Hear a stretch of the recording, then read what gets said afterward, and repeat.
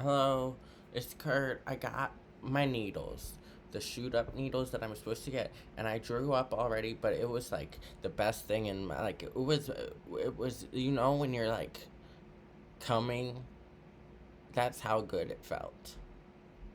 Just drawing up without also drawing up a million air bubbles because I only had insulin needles before this, and this isn't insulin.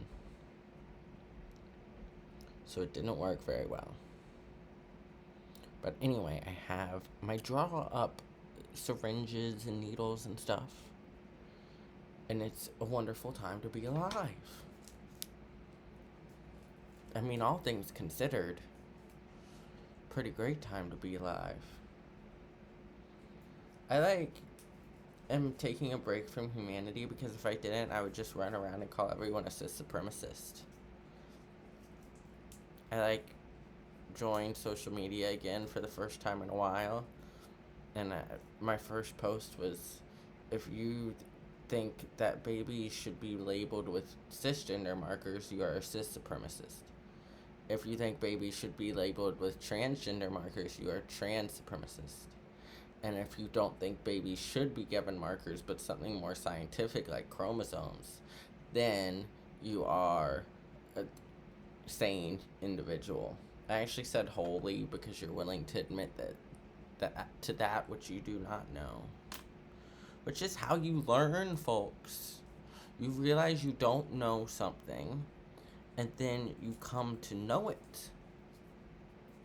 That's the wonderful thing about life. It's also why you get that self-referential paradox, because you, on an elevated level, is going to necessarily contradict someone, like another version of yourself, on a lower consciousness level where you thought something was true, which was actually false on your higher level, because yourself contradicts yourself.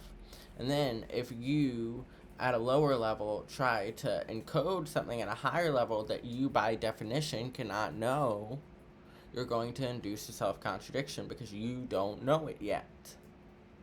So you can't encode it. Does that make sense? That's why the self-referential paradoxes occur. I know that I know nothing. That's my favorite one. It's kind of its own thing, but it definitely has to do with the higher level, like the different levels.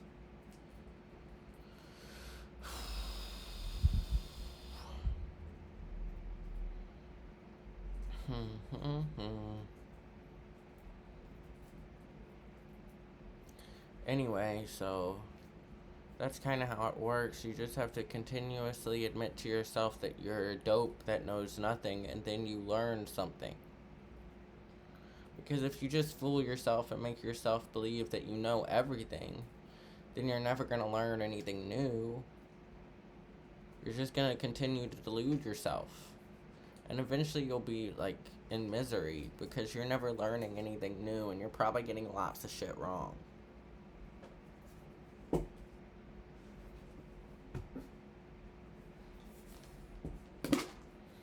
I'm just constantly bashing myself. I feel like it's the only way you can go up. There's an old cone that says when you get to the top of the mountain, keep climbing. That's what I do.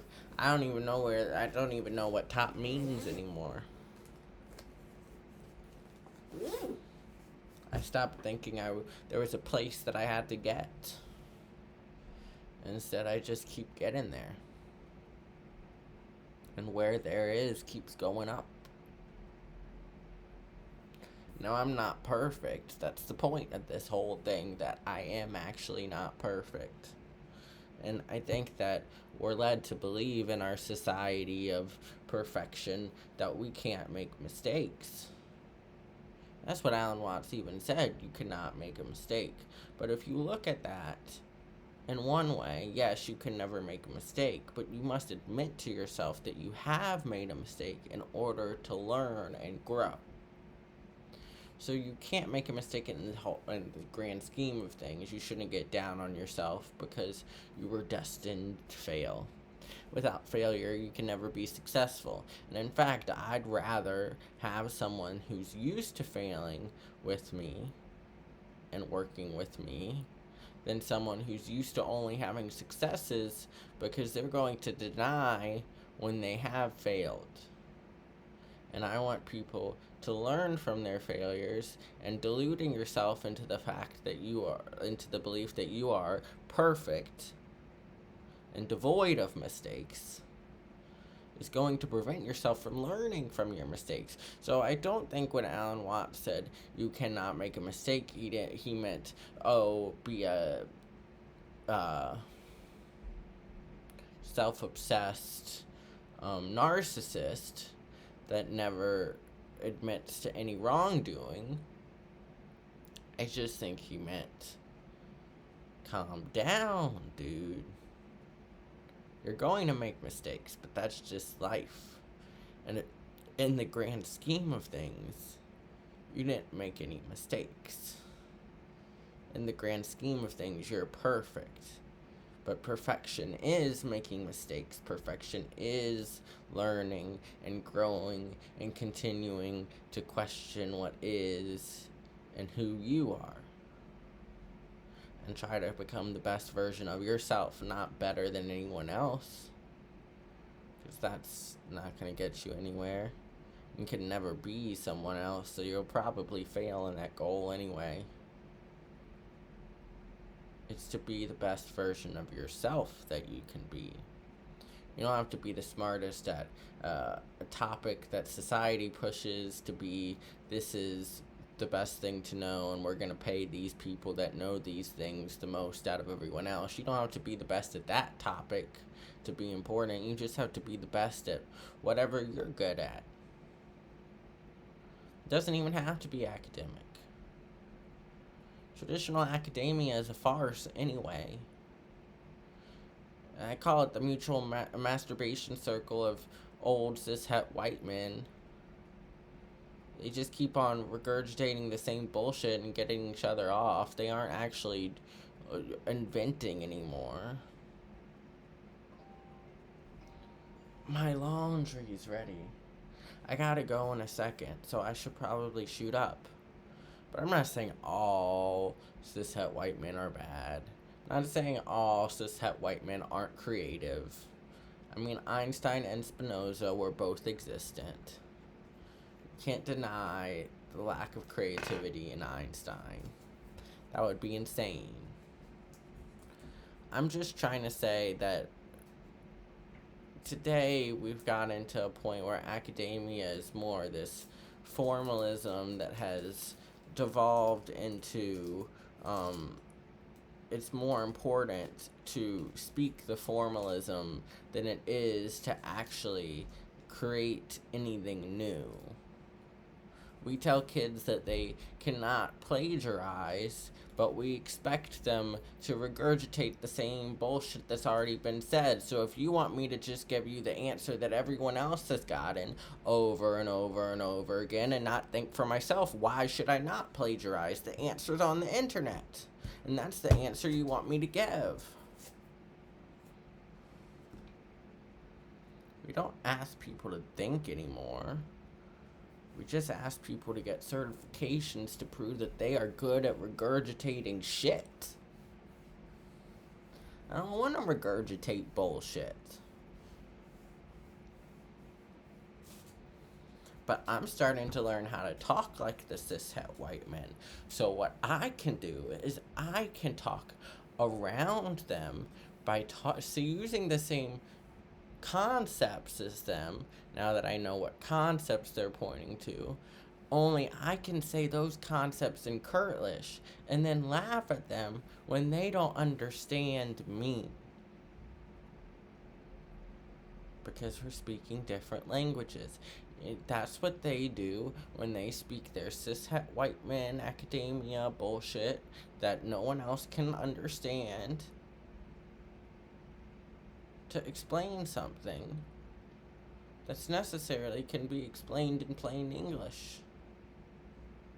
I'm not saying that's the case for all of academia. There are very complicated processes, and in the end, sometimes you need complication and someone who speaks the same, is thinking about the same general concepts as you, and normally that requires similar words at least, in order to generate a paradigm of thinking that's any good and well thought out.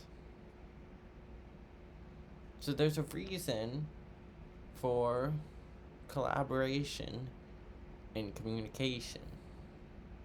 If you're just speaking your own language all the time, no one's gonna understand you.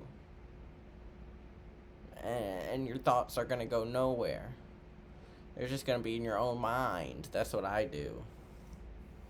But I really like my mind. I really like my reality. So I'm fine being in it. But I understand that people can't speak Kurtlish, and if I were better at translating Kurtlish, maybe people would get what I'm trying to throw down. I'm not very good at translating Kurtlish because I don't really think about speaking Kurtlish, I just speak it. Kurtlish happens to be very ambiguous sometimes. Sometimes, as a product of the Kurtlish, I'm trying to be ambiguous in a poetic fashion. I'm trying to allude to both meanings. Sometimes it's ambiguous because no one's ever seen that before, so they just assume it's something that I never thought about before, because they're just creating on top of my language their own conception of reality. Words are just a way to view the world. That's all it is. I don't really know what I'm saying anymore. My shirt says log out on it. It's got a poo on the end of the pant, because log out of the panda. I never know what I'm saying anymore. That's why I'm a strict determinist, because I can't control the shit that comes out of me. It's just like vomit.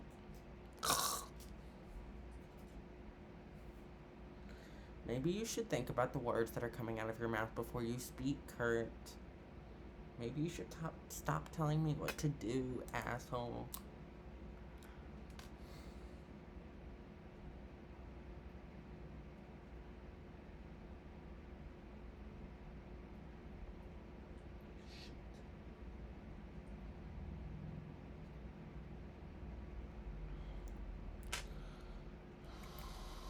Poked myself, but I didn't shoot up. This happens sometimes.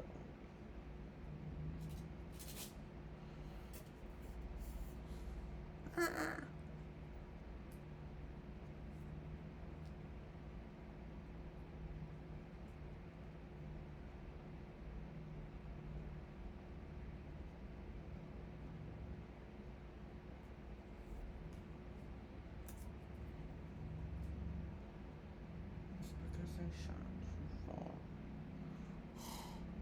over. More over here, Kurt. Shoot in the muscle. I talk to myself. I'm like the person in Cars, the old lady, because then I'll talk to myself about talking to myself, and I'll be like, you shouldn't do that, Kurt. People are gonna think you're insane.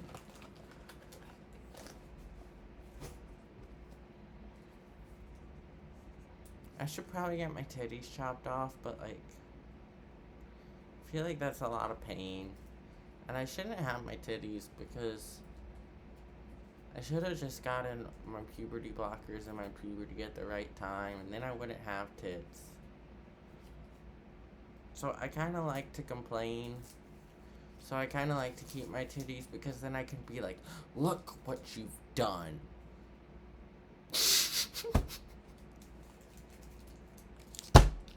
I'm such an asshole. I hate myself. I shot myself, and I didn't even put Band-Aid where I shot myself, and now I'm profusely bleeding out of the... I don't want to take the other Band-Aid off, because Um, my legs are hairy and I'm gonna rip the hair out, so I'm just